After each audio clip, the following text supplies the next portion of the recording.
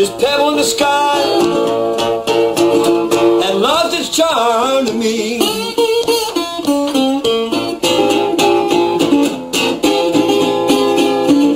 This pebble in the sky. This is a 62 Strat, and it's pretty much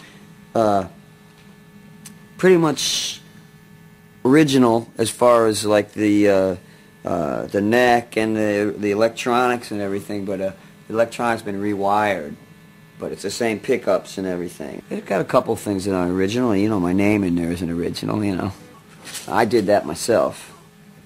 Put the name in the fingerboard there, and I did put the diamonds on the fret like that, so I can see it in the low light conditions, you know, and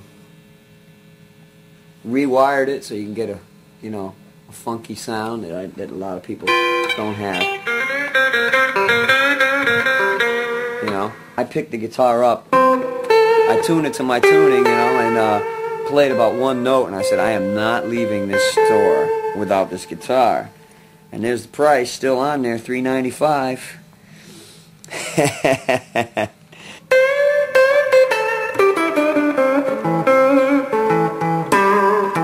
This one's strung right-handed, see, and that's what people don't, you know, understand. Why do you do that? Well, because it sounds like this.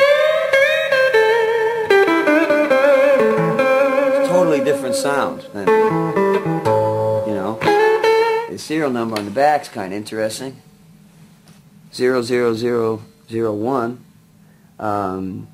So this is a mystery guitar to me, because I've heard a lot of rumors. I heard that this might have been like Albert's guitar at one point, or if it was an Albert's guitar, it was made or owned by somebody who was an Albert King freak, because that was Albert King's serial number on his original Flying V. And it is a Gibson because it's got inside. It's got an actual real serial number, not this serial number. So someone did that, you know, because they're just an Albert King freak, or else Albert wanted it. I don't know. I've heard different things, you know. This is a 1929 National Triolean. National Triolean. And it's the first year they made the metal body. I use it for just acoustic gigs, you know, or overdubs, you know, in a studio thing. It's for that, you know, it's for that Robert Johnson stuff. Having this guitar makes me feel really, really blessed, because there's only 1,164 of these ever made, and who knows how many of those are still in existence. In the ledger, this serial number guitar was made in 1946. The pickguard's not original, because they deteriorated, the plastic, you know, all of them. So really, you know, and then the binding is not original, because he had a bad batch of plastic, D'Angelico, when he made this. This is a 335, made in 1965, and I bought this in California in 1978 when I was going to school here at GIT, and I got it for a good deal because the store owner, he sold it to me for $450, which back then they were going for $900, because it was some guy, I don't know, some guitar guy was playing a 335 and had driven the price up. And the reason being is that the one pickup wasn't working, and there was no case. So I took it home, and there was just one wire disconnected in the pickup. So I hooked that pickup back up, you know, and it worked fine ever since. Oh man, well this was originally this was an Electra, a right-handed Les Paul cutaway, Les Paul copy with a single cutaway. Okay, so I took a what do you call it, a jigsaw, you know, or something like that, cut the cutaway out, you know, took some Bondo and filled in the back there, you know, smoothed it down nice.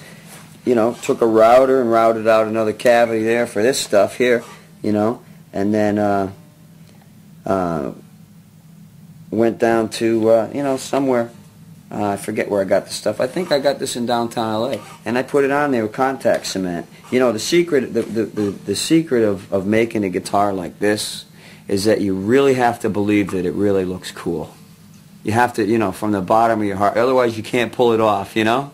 And I do, you know, I do. I guess the best sound that I get, that I like the best, is the Bassman and the Princeton together. I very rarely, unless I'm using the twin, I always have 2 amps, because it's more of a hi-fi sound. You got more versatility, you got more bottom, you know, and with the Bassman, there's no reverb, and that's got a great sound. The twin is pretty much now, I mean, I use the twin in clubs, but generally the twin, I only use that for outdoor stuff.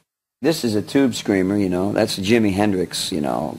Of course, everybody knows what, he didn't use one, but to get that. And then Albert King played through a jazz chorus later on.